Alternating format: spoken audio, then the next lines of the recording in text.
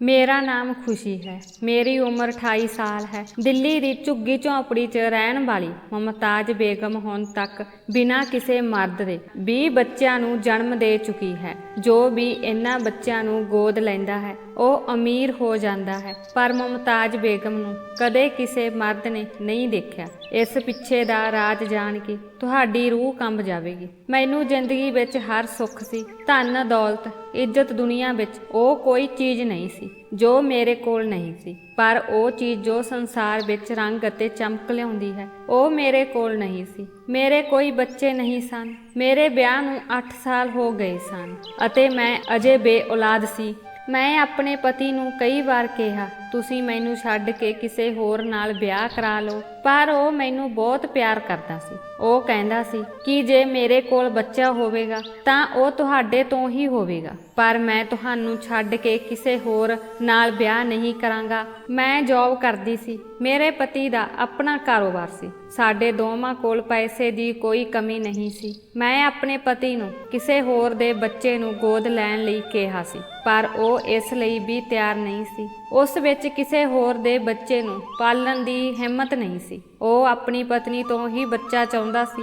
ਜਦੋਂ ਤੱਕ ਮੇਰੀ ਸੱਸ ਜਿਉਂਦੀ ਰਹੀ ਉਹ ਆਪਣੇ ਪੁੱਤਰ ਨੂੰ ਮੈਨੂੰ ਛੱਡ ਕੇ ਦੁਬਾਰਾ ਵਿਆਹ ਕਰਨ ਲਈ ਉਕਸਾਉਂਦੀ ਰਹੀ ਸੀ, ਪਰ ਮੇਰਾ ਪਤੀ ਤਿਆਰ ਨਹੀਂ ਸੀ ਅਤੇ ਉਹ ਆਪਣੇ ਪੋਤੇ ਪੋਤੀਆਂ ਦੀ ਇੱਛਾ ਨੂੰ ਆਪਣੇ ਦਿਲ ਵਿੱਚ ਲੈ ਕੇ ਇਸ ਦੁਨੀਆ ਤੋਂ ਚਲੀ ਗਈ ਸੀ। ਮੇਰੇ ਸਹੁਰੇ ਜੀ ਜਿੰਦਾ ਸਨ ਅਤੇ ਉਹਨਾਂ ਤੋਂ ਇਲਾਵਾ ਸਹੁਰੇ ਘਰ ਵਿੱਚ ਕਈ ਰਿਸ਼ਤੇਦਾਰ ਸਨ, ਪਰ ਕਿਸੇ ਨੇ ਸਾਡੀ ਨਿੱਜੀ ਜ਼ਿੰਦਗੀ ਵਿੱਚ ਦਖਲ ਨਹੀਂ ਦਿੱਤਾ।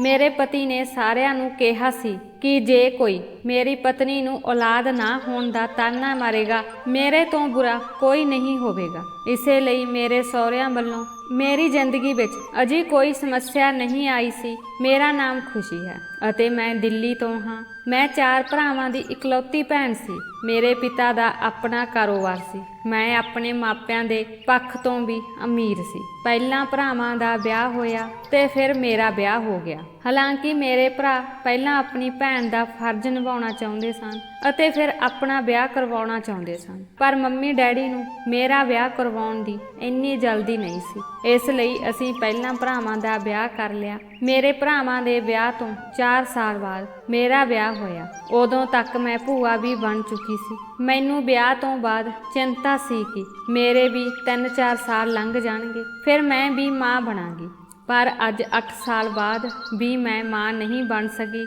ਮੇਰੇ ਭਰਾ ਨੇ ਮੈਨੂੰ ਆਪਣੀ ਧੀ ਗੋਦ ਲੈਣ ਲਈ ਕਿਹਾ ਸੀ, ਪਰ ਮੇਰੇ ਪਤੀ ਨੇ ਹਾਮੀ ਨਹੀਂ ਭਰੀ। ਮੈਂ ਉਹਨਾਂ ਨੂੰ ਕਿਹਾ ਕਿ ਜੇਕਰ ਉਹ ਮੇਰੇ ਭਰਾ ਤੋਂ ਬੱਚਾ ਗੋਦ ਨਹੀਂ ਲੈਣਾ ਚਾਹੁੰਦੇ ਤਾਂ ਉਹ ਆਪਣੇ ਕਿਸੇ ਭੈਣ ਜਾਂ ਭਰਾ ਤੋਂ ਬੱਚਾ ਗੋਦ ਲੈ ਲੈਣ, ਸਾਡਾ ਬੇੜਾ ਰੋਸ਼ਨ ਹੋ ਜਾਵੇਗਾ, ਪਰ ਉਹ ਇਸ ਗੱਲ ਲਈ ਸਹਿਮਤ ਨਹੀਂ ਸੀ। ਮੈਂ ਦੁਨੀਆ ਦੇ ਸਭ ਤੋਂ ਵਧੀਆ ਡਾਕਟਰ ਕੋਲ ਗਈ, ਪਰ ਸਭ ਕੁਝ ਠੀਕ ਸੀ। ਇਹ ਸਿਰਫ ਕਿਸਮਤ ਦੀ ਗੱਲ ਸੀ ਅਤੇ ਫਿਰ ਮੇਰੀ ਕਿਸਮਤ ਪੂਰੀ ਤਰ੍ਹਾਂ ਪਲਟ ਗਈ ਅਤੇ ਮੈਂ ਵੀ ਹੈਰਾਨ ਰਹਿ ਗਈ ਕਿ ਅਜਿਹਾ ਵੀ ਕੁਝ ਵਾਪਰਦਾ ਹੈ। ਉਸ ਦਿਨ ਮੈਂ ਦਿੱਲੀ ਦੇ ਗਰੀਬ ਇਲਾਕਿਆਂ ਵਿੱਚ ਜਾ ਕੇ ਰਿਪੋਰਟ ਤਿਆਰ ਕਰ ਰਹੀ ਸੀ। ਸਾਡਾ ਕੰਮ ਗਰੀਬ ਇਲਾਕਿਆਂ ਵਿੱਚ ਜਾਣਾ ਅਤੇ ਰਿਪੋਰਟਾਂ ਤਿਆਰ ਕਰਨਾ ਸੀ। ਮੈਂ ਆਪਣੀ ਦੋਸਤਾਂ ਨਾਲ ਉੱਥੇ ਗਈ ਸੀ ਜਿੱਥੇ ਝੁੱਗੀਆਂ ਬਣੀਆਂ ਹੋਈਆਂ ਸਨ। ਉੱਥੇ ਜ਼ਿਆਦਾਤਰ ਭਿਖਾਰੀ ਰਹਿੰਦੇ ਸਨ ਜੋ 2 ਵਕਤ ਦੀ ਰੋਟੀ ਲਈ ਤਰਸਦੇ ਸਨ। ਇੱਧਰ ਮੈਂ ਝੁੱਗੀ ਵਿੱਚ ਜਾ ਕੇ ਉਹਨਾਂ ਔਰਤਾਂ ਨਾਲ ਗੱਲਾਂ ਕਰਨ ਲੱਗੀ। ਜਦੋਂ ਮੈਂ ਝੁੱਗੀ ਵੱਲ ਜਾਣ ਲੱਗੀ ਤਾਂ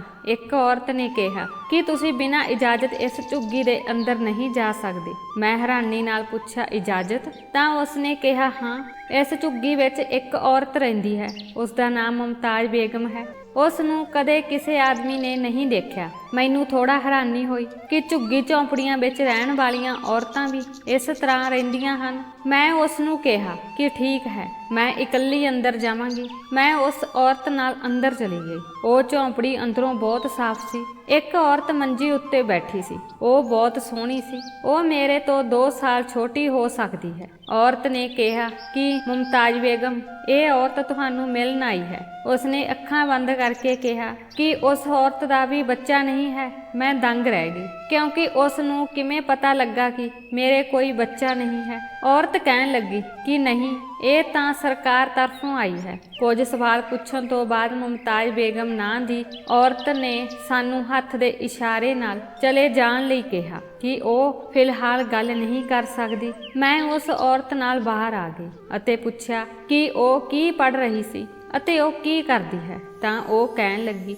ਕਿ ਉਹ ਉਹਨਾਂ ਲਈ ਪ੍ਰਾਰਥਨਾ ਕਰਦੀ ਹੈ ਜਿਨ੍ਹਾਂ ਦੇ ਕੋਈ ਬੱਚੇ ਨਹੀਂ ਹਨ ਅਤੇ ਉਹ ਉਹਨਾਂ ਨੂੰ ਬੱਚੇ ਦੇ ਕੇ ਅਮੀਰ ਬਣਾਉਂਦੀ ਹੈ। ਉਹ ਬਹੁਤ ਹੀ ਸ਼ਾਨਦਾਰ ਔਰਤ ਹੈ। ਇਹ ਸੁਣ ਕੇ ਮੈਂ ਹੈਰਾਨ ਰਹਿ ਗਈ। ਇਸੇ ਲਈ ਸ਼ਾਇਦ ਉਸ ਔਰਤ ਨੇ ਮੈਨੂੰ ਦੇਖਦੇ ਹੀ ਪਛਾਣ ਲਿਆ। ਇਸ ਲਈ ਮੈਂ ਉਸ ਔਰਤ ਨੂੰ ਪੁੱਛਿਆ ਕਿ ਕੀ ਉਹ ਔਰਤ ਕੋਈ ਮੰਤਰ ਜਾਪ ਕਰਕੇ ਗਰਭਵਤੀ ਕਰ ਦਿੰਦੀ ਹੈ। ਤਾਂ ਉਸ ਨੇ ਕਿਹਾ ਕਿ ਨਹੀਂ, ਉਸ ਔਰਤ ਦੀ ਬਜਾਏ ਉਹ ਆਪ ਹੀ ਬੱਚੇ ਨੂੰ ਜਨਮ ਦਿੰਦੀ ਹੈ। ਮੈਨੂੰ ਇਹ ਸੁਣ ਕੇ ਬੜੀ ਹੈਰਾਨੀ ਹੋਈ ਕਿ ਬੇਔਲਾਦ ਔਰਤ ਤੋਂ ਹਿੱਸਾ ਲੈਣ ਦੀ ਬਜਾਏ ਉਹ ਖੁਦ ਬੱਚੇ ਨੂੰ ਜਨਮ ਦੇ ਕੇ ਉਸ ਨੂੰ ਦੇ ਦਿੰਦੀ ਹੈ। ਇਸ ਦਾ ਕੀ ਮਤਲਬ ਹੈ? ਉਸ ਨੇ ਕਿਹਾ ਕਿ ਇਹ ਔਰਤ ਬਿਨਾਂ ਮਰਦ ਦੇ ਬੱਚਿਆਂ ਨੂੰ ਜਨਮ ਦਿੰਦੀ ਹੈ। ਇਹ ਸੁਣ ਕੇ ਮੈਂ ਹੱਸਣ ਲੱਗੀ, ਜਿਵੇਂ ਉਸ ਨੇ ਮੈਨੂੰ ਕੋਈ ਚੁਟਕਲਾ ਸੁਣਾਇਆ ਹੋਵੇ।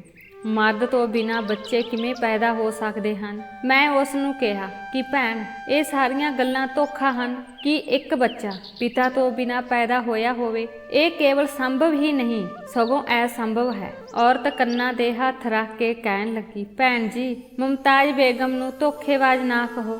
ਅੱਜ ਤੱਕ ਉਸਨੇ 20 ਬੱਚਿਆਂ ਨੂੰ ਬਿਨਾਂ ਪਿਓ ਤੋਂ ਪੈਦਾ ਕੀਤੇ ਹਨ। ਜੋ ਉਹਨਾਂ ਬੱਚਿਆਂ ਨੂੰ ਗੋਦ ਲੈਂਦਾ ਹੈ ਉਹ ਅਮੀਰ ਹੋ ਜਾਂਦਾ ਹੈ ਅਤੇ ਉਹ ਖੁਸ਼ਕਿਸਮਤ ਬੱਚਿਆਂ ਨੂੰ ਜਨਮ ਦਿੰਦੀ ਹੈ। ਮੈਂ ਕਿਹਾ, ਮੇਰੇ ਵੀ ਬੱਚੇ ਨਹੀਂ ਹਨ। ਪਿਛਲੇ 8 ਸਾਲਾਂ ਤੋਂ ਕੀ ਤੁਹਾਡੀ ਮੁਮਤਾਜ਼ ਬੇਗਮ ਮੇਰੇ ਲਈ ਵੀ ਬਿਨਾਂ ਬਾਪ ਤੋਂ ਬੱਚੇ ਨੂੰ ਜਨਮ ਦੇ ਦੇਵੇਗੀ? ਤਾਂ ਉਸਨੇ ਕਿਹਾ ਕਿ ਤੁਸੀਂ ਮੁਮਤਾਜ਼ ਬੇਗਮ ਨਾਲ ਗੱਲ ਕਿਉਂ ਨਹੀਂ ਕਰਦੇ? ਉਹ ਤੁਹਾਡੀ ਸਮੱਸਿਆ ਨੂੰ ਇੱਕ ਪਲ ਵਿੱਚ ਹੱਲ ਕਰ ਦੇਵੇਗੀ। ਮੈਂ ਸੋਚਿਆ ਕਿ ਮੈਂ ਇਸ ਮੁਮਤਾਜ਼ ਬੇਗਮ ਨੂੰ ਦੇਖ ਲਵਾਂਗੀ। ਫਿਲਹਾਲ ਮੈਨੂੰ ਉਹ ਕੰਮ ਕਰਨ ਦਿਓ ਜੋ ਮੈਂ ਕਰਨ ਆਈ ਹਾਂ। ਮੈਂ ਕਿਹਾ, ਫਿਰ ਕਿਸੇ ਦਿਨ ਮੈਂ ਤੁਹਾਡੀ ਮੁਮਤਾਜ਼ ਬੇਗਮ ਕੋਲ ਆਵਾਂਗੀ। ਇਸ ਸਮੇਂ ਮੇਰੇ ਕੋਲ ਕੁਝ ਜ਼ਰੂਰੀ ਕੰਮ ਹੈ। ਸ਼ਾਇਦ ਮੁਮਤਾਜ਼ ਬੇਗਮ ਦੇ ਦਰਵਾਜ਼ੇ ਤੇ ਦੁਬਾਰਾ ਆਉਣਾ ਮੇਰੀ ਕਿਸਮਤ ਵਿੱਚ ਸੀ, ਕਿਉਂਕਿ ਉਸੇ ਸ਼ਾਮ ਨੂੰ ਰਸਤੇ ਵਿੱਚ ਮੈਂ ਆਪਣੀ ਪੁਰਾਣੀ ਕੰਮ ਵਾਲੀ ਨੂੰ ਮਿਲੀ ਅਤੇ ਮੈਂ ਉਸ ਦੀ ਸ਼ਕਲ ਦੇਖ ਕੇ ਹੈਰਾਨ ਰਹਿ ਗਈ। ਉਹ ਹੁਣ ਕਿਤੋਂ ਵੀ ਕੰਮ ਵਾਲੀ ਨਹੀਂ ਲੱਗ ਰਹੀ ਸੀ। ਮਹਿੰਗੇ ਸੂਟ ਤੇ ਮਹਿੰਗੇ ਗਹਿਣੇ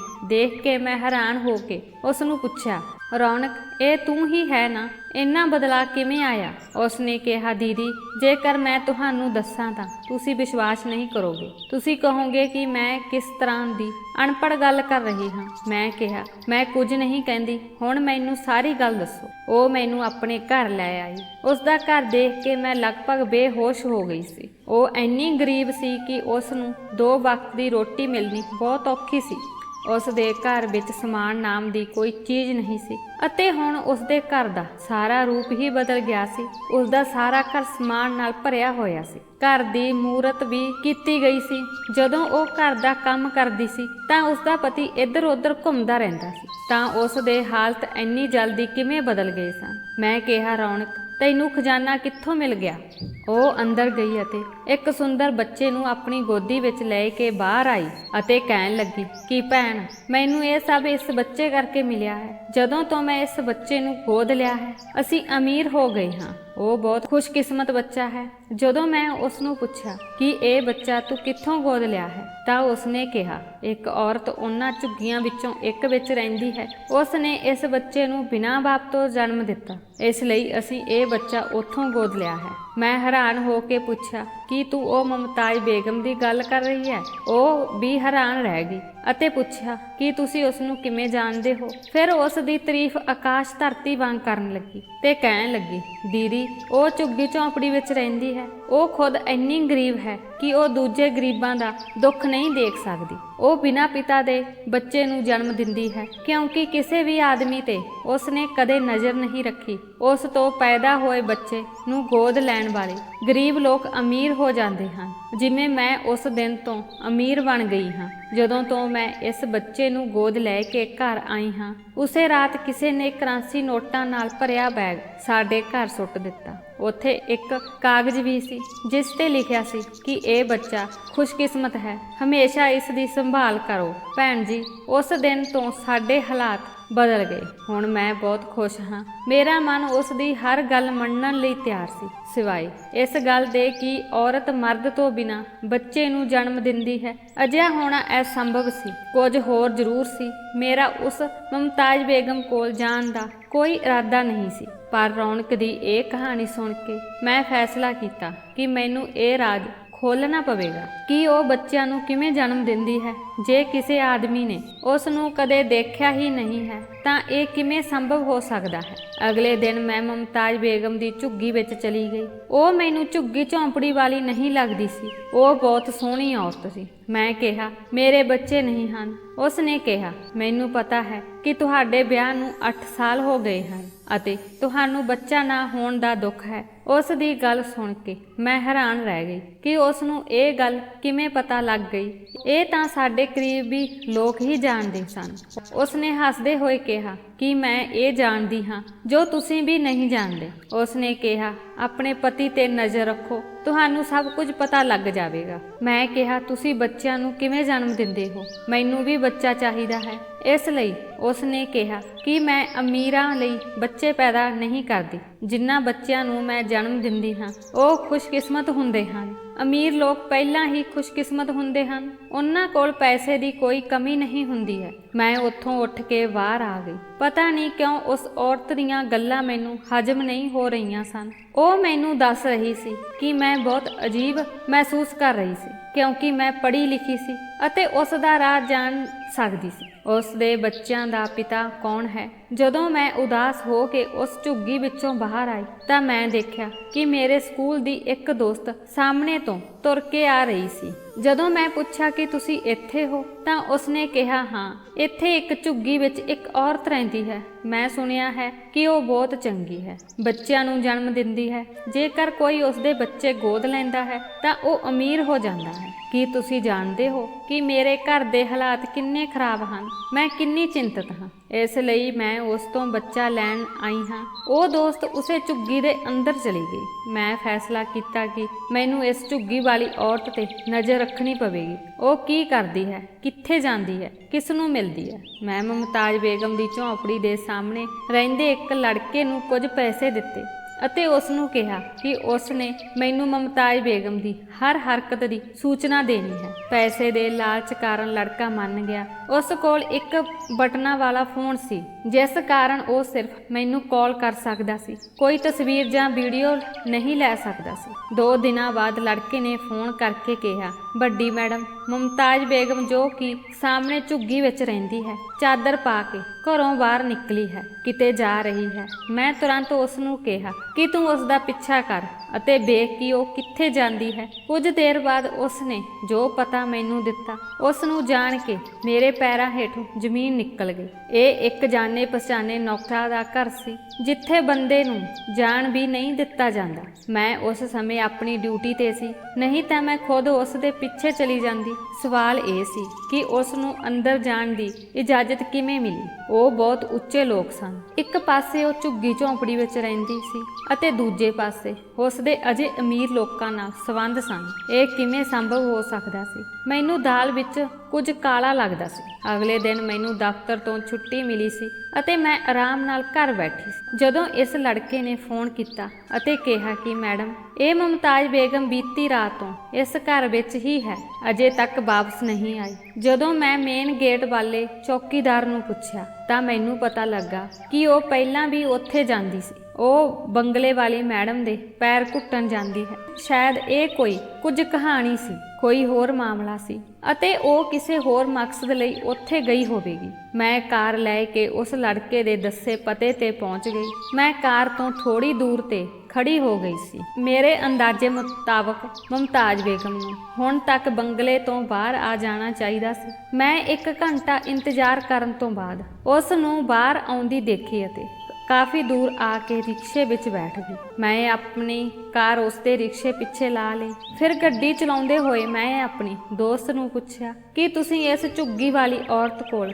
ਗਏ ਸੀ, ਉਸ ਨੇ ਤੁਹਾਨੂੰ ਕੀ ਜਵਾਬ ਦਿੱਤਾ? ਉਹ ਕਹਿਣ ਲੱਗੀ ਕਿ ਉਸਨੇ ਕਿਹਾ ਸੀ ਕਿ ਉਹ ਮੈਨੂੰ ਕੁਝ ਦਿਨਾਂ ਬਾਅਦ ਫੋਨ ਕਰੇਗੀ। ਮੈਂ ਫੋਨ ਬੰਦ ਕਰ ਦਿੱਤਾ। ਮੇਰੀ ਕਾਰ ਮੁਮਤਾਜ਼ ਬੇਗਮ ਦੇ ਰਿਕਸ਼ੇ ਦੇ ਪਿੱਛੇ ਸੀ। ਸ਼ਾਇਦ ਉਹ ਆਪਣੀ ਝੁੱਗੀ ਵਿੱਚ ਵਾਪਸ ਜਾ ਰਹੀ ਸੀ। ਮੈਂ ਉਸ ਦੇ ਪਿੱਛੇ ਹੀ ਸੀ ਜਦੋਂ ਅਚਾਨਕ ਮੇਰੀ ਨਜ਼ਰ ਇੱਕ ਕਾਰ ਉੱਤੇ ਪਈ। ਮੈਂ ਉਸ ਨੂੰ ਦੇਖ ਕੇ ਹੈਰਾਨ ਰਹਿ ਗਈ। ਇਹ ਮੇਰੇ ਪਤੀ ਦੀ ਕਾਰ ਸੀ। ਮੈਂ ਇਸ ਤੋਂ ਹੈਰਾਨ ਸੀ ਕਿਉਂਕਿ ਮੇਰਾ ਪਤੀ ਇੱਕ ਹਫ਼ਤੇ ਤੋਂ ਘਰ ਨਹੀਂ ਸੀ। ਉਹ ਕਿੱਥੇ ਕੀ ਕਰ ਰਿਹਾ ਸੀ? ਜਦੋਂ ਮੈਂ ਉਸ ਨੂੰ ਫੋਨ ਕਰਕੇ ਪੁੱਛਿਆ ਕਿ ਉਹ ਕਿੱਥੇ ਹੈ ਤਾਂ ਉਸ ਨੇ ਕਿਹਾ ਕਿ ਉਹ ਸ਼ਹਿਰ ਤੋਂ ਬਾਹਰ ਹੈ ਅਤੇ ਕੁਝ ਦਿਨਾਂ ਬਾਅਦ ਘਰ ਆ ਜਾਵੇਗਾ। ਮੈਂ ਸੋਚਿਆ ਕਿ ਮੇਰਾ ਪਤੀ ਝੂਠ ਕਿਉਂ ਬੋਲ ਰਿਹਾ ਹੈ। ਅਚਾਨਕ ਮੇਰੇ ਮਨ ਵਿੱਚ ਉਸ ਝੁੱਗੀ ਵਾਲੀ ਔਰਤ ਦੇ ਵਿਚਾਰ ਆਉਣ ਲੱਗੇ। ਉਸਨੇ ਮੈਨੂੰ ਆਪਣੇ ਪਤੀ ਤੇ ਨਜ਼ਰ ਰੱਖਣ ਲਈ ਕਿਹਾ ਸੀ, ਇਸ ਲਈ ਮੈਂ ਨਾ ਚਾਹੁੰਦੇ ਹੋਏ ਵੀ ਆਪਣੀ ਕਾਰ ਉਸ ਦੇ ਪਿੱਛੇ ਲਗਾ ਦਿੱਤੀ। ਮੈਂ ਦੇਖਣਾ ਚਾਹੁੰਦੀ ਸੀ ਇਹ ਕਿੱਥੇ ਜਾ ਰਿਹਾ ਹੈ।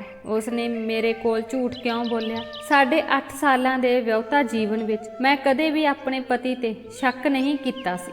ਜ਼ਿੰਦਗੀ ਵਿੱਚ ਪਹਿਲੀ ਵਾਰ ਮੈਨੂੰ ਉਸ ਤੇ ਸ਼ੱਕ ਹੋਇਆ ਸੀ ਅਤੇ ਉਸ ਝੁੱਗੀ ਝੌਂਪੜੀ ਵਾਲੀ ਮੁਮਤਾਜ਼ ਬੇਗਮ ਦੇ ਕਾਰਨ ਹੀ ਮੇਰੇ ਪਤੀ ਦੀ ਕਾਰ ਕਿਸੇ ਅਣਜਾਣ ਰਸਤੇ ਵੱਲ ਮੁੜ ਗਈ ਸੀ। ਮੈਂ ਹੈਰਾਨ ਸੀ ਕਿ ਉਹ ਇੱਥੇ ਕੀ ਕਰਨ ਆਇਆ ਸੀ। ਉਸ ਦੀ ਕਾਰ ਇੱਕ ਘਰ ਦੇ ਗੇਟ ਦੇ ਅੰਦਰ ਗਈ। ਮੈਂ ਉੱਥੋਂ ਦਾ ਪਤਾ ਯਾਦ ਕਰਕੇ ਵਾਪਸ ਆਪਣੇ ਘਰ ਆ ਗਈ। ਮੈਂ ਬਹੁਤ ਦੁਖੀ ਹੋ ਰਹੀ ਸੀ ਕਿ ਮੇਰੇ ਪਤੀ ਨੇ ਮੇਰੇ ਕੋਲ ਝੂਠ ਕਿਉਂ ਬੋਲਿਆ ਅਤੇ ਸ਼ਾਇਦ ਮੈਨੂੰ ਉਸ ਤੇ ਸ਼ੱਕ ਨਾ ਹੁੰਦਾ ਜੇ ਮੁਮਤਾਜ਼ ਬੇਗਮ ਦੀਆਂ ਗੱਲਾਂ ਮੇਰੇ ਮਨ ਵਿੱਚ ਨਾ ਆਈਆਂ ਹੁੰਦੀਆਂ ਤਾਂ ਉਹ ਵੀ ਅਜੀਬ ਔਰਤ ਸੀ। ਕਦੇ-ਕਦੇ ਮੈਨੂੰ ਉਸ ਦੀ ਗੱਲ ਤੇ ਵਿਸ਼ਵਾਸ ਆ ਜਾਂਦਾ ਸੀ ਕਿਉਂਕਿ ਉਸ ਨੇ ਮੈਨੂੰ ਬਿਨਾਂ ਦੱਸੇ ਸਾਰੀਆਂ ਗੱਲਾਂ ਦੱਸ ਦਿੱਤੀਆਂ ਸਨ। ਪਰ ਜਦੋਂ ਮੈਂ ਇਸ ਗੱਲ ਤੇ ਸ਼ੱਕ ਕਰਦੀ ਸੀ ਕਿ ਬੱਚੇ ਪਿਤਾ ਤੋਂ ਬਿਨਾਂ ਪੈਦਾ ਹੁੰਦੇ ਹਨ ਤਾਂ ਪਿਤਾ ਤੋਂ ਬਿਨਾਂ ਬੱਚੇ ਕਿਵੇਂ ਪੈਦਾ ਹੋ ਸਕਦੇ ਹਨ, ਪਰ ਮੈਂ ਉਸ ਨੂੰ ਟਰੇਸ ਕਰਨ ਦੀ ਕੋਸ਼ਿਸ਼ ਕਰ ਰਹੀ ਸੀ ਤਾਂ ਜੋ ਮੈਨੂੰ ਸੱਚ ਅਤੇ ਝੂਠ ਦਾ ਪਤਾ ਲੱਗ ਸਕੇ ਅਤੇ ਮੈਂ ਉਸ ਨੂੰ ਇੱਕ ਬੱਚਾ ਮੰਗਣ ਦੀ ਯੋਜਨਾ ਵੀ ਬਣਾ ਰਹੀ ਸੀ। 4-5 ਦਿਨਾਂ ਬਾਅਦ ਮੈਂ ਆਪਣੇ ਦੋਸਤ ਨੂੰ ਫੋਨ ਕੀਤਾ ਅਤੇ ਪੁੱਛਿਆ ਕੀ ਹੋਇਆ। ਜਦੋਂ ਉਸ ਨੇ ਬੱਚੇ ਨੂੰ ਗੋਦ ਲਿਆ ਤਾਂ ਉਸ ਨੇ ਦੱਸਿਆ ਕਿ ਮੁਮਤਾਜ਼ ਬੇਗਮ ਕਹਿ ਰਹੀ ਸੀ ਕਿ 4 ਮਹੀਨਿਆਂ ਬਾਅਦ ਜੇਕਰ ਉਸ ਦੇ ਘਰ ਕੋਈ ਬੱਚਾ ਪੈਦਾ ਹੁੰਦਾ ਹੈ ਤਾਂ ਉਹ ਉਸ ਨੂੰ ਗੋਦ ਲੈ ਸਕਦੀ ਹੈ। ਮੈਂ ਹੈਰਾਨ ਸੀ ਕਿ ਉਹ ਗਰਭਵਤੀ ਸੀ, ਪਰ ਕਿੱਦਾਂ? ਮੇਰੀ ਜਾਣਕਾਰੀ ਅਨੁਸਾਰ ਉਸ ਦਾ ਵਿਆਹ ਵੀ ਨਹੀਂ ਹੋਇਆ ਅਤੇ ਨਾ ਹੀ ਉਹ ਬਿਨਾਂ ਲੋੜ ਤੋਂ ਆਪਣੀ ਝੌਂਪੜੀ ਤੋਂ ਬਾਹਰ ਨਿਕਲਦੀ ਹੈ ਤਾਂ ਉਹ ਮਰਦ ਤੋਂ ਬਿਨਾਂ ਬੱਚਿਆਂ ਨੂੰ ਜਨਮ ਕਿਵੇਂ ਦੇ ਸਕਦੀ ਹੈ। ਸ਼ੁਰੂਆਤੀ ਦਿਨਾਂ ਵਿੱਚ ਮੇਰੇ ਮਨ ਵਿੱਚ ਇਹ ਸਵਾਲ ਸੀ ਅਤੇ ਅਜੇ ਵੀ ਮੈਨੂੰ ਸ਼ੱਕ ਹੋ ਰਿਹਾ ਸੀ। ਮੈਂ ਉਸ ਮੁੰਡੇ ਨੂੰ ਉਸੇ ਦੀ ਜਸੂਸੀ ਕਰਨ ਲਈ ਕਿਹਾ ਸੀ। 4-5 ਦਿਨਾਂ ਤੋਂ ਉਸ ਦਾ ਫੋਨ ਨਹੀਂ ਆਇਆ ਸੀ। ਮੈਂ ਉਸ ਨੂੰ ਬੁਲਾਇਆ ਅਤੇ ਪੁੱਛਿਆ ਕਿ ਇੰਨੇ ਦਿਨਾਂ ਤੋਂ ਤੁਸੀਂ ਮੈਨੂੰ ਕੁਝ ਨਹੀਂ ਦੱਸਿਆ ਤਾਂ ਉਹ ਕਹਿਣ ਲੱਗਾ, ਦੀਦੀ ਤੈਨੂੰ ਕੀ ਦੱਸਾਂ, ਇੰਨੇ ਦਿਨਾਂ ਤੋਂ ਉਹ ਘਰੋਂ ਬਾਹਰ ਨਹੀਂ ਆਈ। ਮੈਂ ਉਸ ਨੂੰ ਕਿਹਾ ਕਿ ਤੁਸੀਂ ਇਹ ਪਤਾ ਲਗਾਓ ਕਿ ਉਸ ਦਾ ਪਤੀ ਹੈ ਜਾਂ ਨਹੀਂ ਅਤੇ ਜੇ ਉਸ ਦਾ ਪਤੀ ਹੈ ਤਾਂ ਕੀ ਉਸ ਦਾ ਕਿਸੇ ਹੋਰ ਮਰਦ ਨਾਲ ਕੋਈ ਸੰਬੰਧ ਹੈ। ਤੁਸੀਂ ਬਸ ਇਹ ਸਭ ਪਤਾ ਕਰਕੇ ਮੈਨੂੰ ਦੱਸਣਾ ਹੈ। ਉਸ ਨੇ ਕਿਹਾ ਠੀਕ ਹੈ ਭੈਣ, ਮੈਂ ਪਤਾ ਕਰਕੇ ਦੱਸਾਂਗਾ, ਮੈਨੂੰ ਕੁਝ ਦਿਨ ਦਿਓ ਇਸ ਕੰਮ ਤੋਂ ਵਿਹਲੇ ਹੋ ਕੇ। ਮੈਂ ਸੋਚਿਆ ਕਿ ਹੁਣ ਮੈਨੂੰ ਆਪਣੇ ਪਤੀ ਦਾ ਵੀ ਹਿਸਾਬ ਕਿਤਾਬ ਨਿਪਟਾਉਣਾ ਚਾਹੀਦਾ ਹੈ। ਮੈਂ ਕਾਰ ਕੱਢ ਕੇ ਉਸ ਥਾਂ ਤੇ ਚਲੀ ਗਈ ਜਿੱਥੇ ਮੈਂ ਉਸ ਦਿਨ ਆਪਣੇ ਪਤੀ ਨੂੰ ਜਾਂਦੇ ਦੇਖਿਆ ਸੀ। ਅਜਿਹਾ ਨਹੀਂ ਸੀ ਕਿ ਮੇਰੇ ਪਤੀ ਨੇ ਫੋਨ ਨਹੀਂ ਕੀਤਾ, ਉਹ ਰੋਜ਼ਾਨਾ ਫੋਨ ਕਰਦਾ ਸੀ ਅਤੇ ਅਸੀਂ ਰੋਜ਼ਾਨਾ ਗੱਲ ਕਰਦੇ ਸੀ। ਉਸ ਦੇ ਵਿਚਾਰ ਤੋਂ ਨਹੀਂ ਲੱਗਦਾ ਸੀ ਕਿ ਉਹ ਮੇਰੇ ਨਾਲ ਧੋਖਾ ਕਰ ਰਿਹਾ ਹੈ, ਪਰ ਮੇਰੇ ਦਿਲ ਵਿੱਚ ਸ਼ੱਕ ਪੈਦਾ ਹੋ ਗਿਆ ਸੀ। ਉਸ ਦਾ ਇਲਾਜ ਬਹੁਤ ਜ਼ਰੂਰੀ ਸੀ।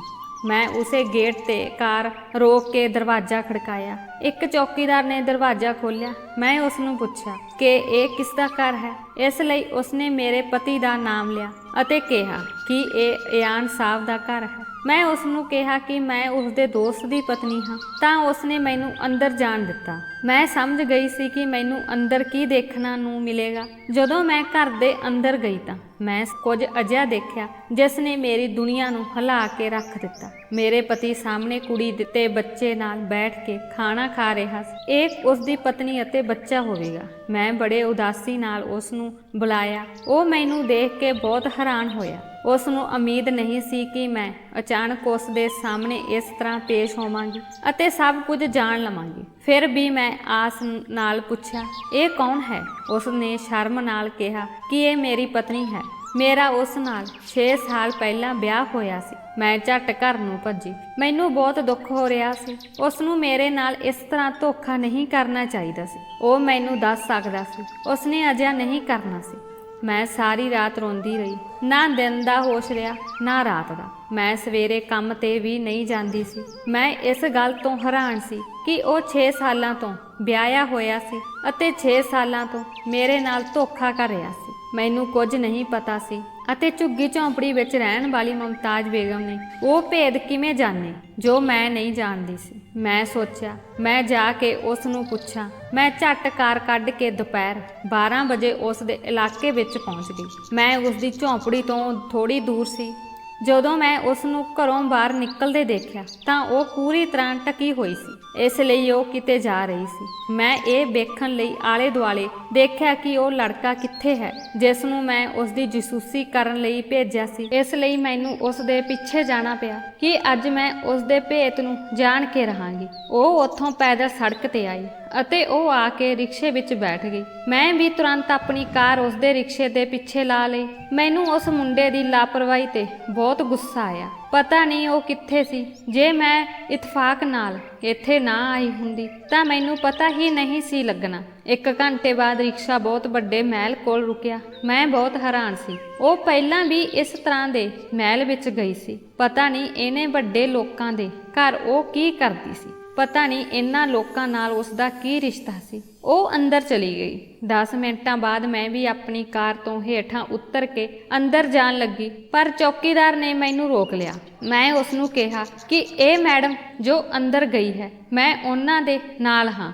ਅਸੀਂ ਦੋਵੇਂ ਇਕੱਠੇ ਆਏ ਸੀ। ਮੈਂ ਕੁਝ ਲੈਣ ਲਈ ਰੁਕ ਗਈ ਸੀ, ਇਸ ਲਈ ਦੇਰ ਹੋ ਗਈ। ਚੌਕੀਦਾਰ ਨੇ ਇਹ ਸੁਣ ਕੇ ਮੈਨੂੰ ਅੰਦਰ ਜਾਣ ਦਿੱਤਾ। ਅੰਦਰ ਜਾ ਕੇ ਮੈਂ ਹੈਰਾਨ ਰਹਿ ਗਈ। ਮੈਂ ਆਪਣੀ ਪੂਰੀ ਜ਼ਿੰਦਗੀ ਵਿੱਚ ਅਜਿਹਾ ਘਰ ਕਦੇ ਨਹੀਂ ਦੇਖਿਆ ਸੀ। ਮੈਂ ਇੱਕ ਕਮਰੇ ਵਿੱਚ ਗੱਲਾਂ ਕਰਦੇ ਸੁਣਿਆ। ਮੈਂ ਇੱਧਰ ਉੱਧਰ ਲੁਕ ਛਿਪ ਕੇ ਦੇਖਦੀ ਹੋਈ ਅੱਗੇ ਗਈ। ਸ਼ੁਕਰ ਹੈ ਇੰਨੇ ਵੱਡੇ ਘਰ ਵਿੱਚ ਕੋਈ ਨਹੀਂ ਸੀ, ਨਹੀਂ ਤਾਂ ਜੇ ਕੋਈ ਮੈਨੂੰ ਦੇਖ ਲੈਂਦਾ ਤਾਂ ਮੇਰੀ ਬਹੁਤ ਬੇਇੱਜ਼ਤੀ ਹੋਣੀ ਸੀ। ਮੈਂ ਅੰਦਰ ਝਾਤੀ ਮਾਰੀ। ਫਿਰ 22-23 ਸਾਲ ਦੀ ਮੁਟਿਆਰ ਨਜ਼ਰ ਆਈ ਜੋ ਮੁਮਤਾਜ਼ ਬੇਗਮ ਨਾਲ ਗੱਲਾਂ ਕਰਨ ਵਿੱਚ ਰੁੱਝੀ ਹੋਈ ਸੀ। ਬੱਚੀ ਦੇ ਵਧੇ ਹੋਏ ਪੇਟ ਨੂੰ ਦੇਖ ਕੇ ਸਾਫ਼ ਪਤਾ ਚੱਲ ਰਿਹਾ ਸੀ ਕਿ ਉਹ ਗਰਭਵਤੀ ਹੈ। ਮੈਨੂੰ ਕੁਝ ਸਮਝ ਨਹੀਂ ਆ ਰਿਹਾ ਸੀ ਗੱਲ ਕੀ ਸੀ। ਜਦੋਂ ਮੈਂ ਉਸ ਦੇ ਸ਼ਬਦਾਂ ਨੂੰ ਸੁਣਨ ਦੀ ਕੋਸ਼ਿਸ਼ ਕੀਤੀ ਤਾਂ ਮੈਂ ਜੋ ਸੁਣਿਆ ਉਸ ਤੇ ਵਿਸ਼ਵਾਸ ਨਹੀਂ ਕਰ ਸਕੀ। ਮੈਂ ਝੱਟ ਆਪਣਾ ਮੋਬਾਈਲ ਕੱਢਿਆ, ਉਹਨਾਂ ਦੀ ਗੱਲਬਾਤ ਰਿਕਾਰਡ ਕਰਨ ਲੱਗੀ। ਮੈਂ ਚੁੱਪਚਾਪ ਉੱਥੋਂ ਵਾਪਸ ਆ ਗਈ। ਮੇਰਾ ਸ਼ੱਕ ਸਹੀ ਸਾਬਤ ਹੋਇਆ। ਮਾਮਲਾ ਇੰਨਾ ਸਧਾਰਨ ਨਹੀਂ ਸੀ। ਇੰਜ ਲੱਗਦਾ ਸੀ ਕਿ ਜਦੋਂ ਮੈਂ ਘਰ ਆਈ ਤਾਂ ਮੈਨੂੰ ਉਸ ਲੜਕੇ ਦਾ ਫੋਨ ਆਇਆ ਅਤੇ ਉਹ ਬੜੇ ਜੋਸ਼ ਨਾਲ ਕਹਿਣ ਲੱਗਾ ਕਿ ਮੈਡਮ, ਮੈਨੂੰ ਉਸ ਔਰਤ ਬਾਰੇ ਸਾਰੀ ਜਾਣਕਾਰੀ ਮਿਲ ਗਈ ਹੈ। ਇਹ ਸੁਣ ਕੇ ਤੁਸੀਂ ਦੰਗ ਰਹਿ ਜਾਓਗੇ। ਉਸ ਲੜਕੇ ਨੇ ਮੈਨੂੰ ਜੋ ਕਿਹਾ, ਇਹ ਸੁਣ ਕੇ ਮੈਂ ਬਹੁਤ ਪਰੇਸ਼ਾਨ ਹੋਈ।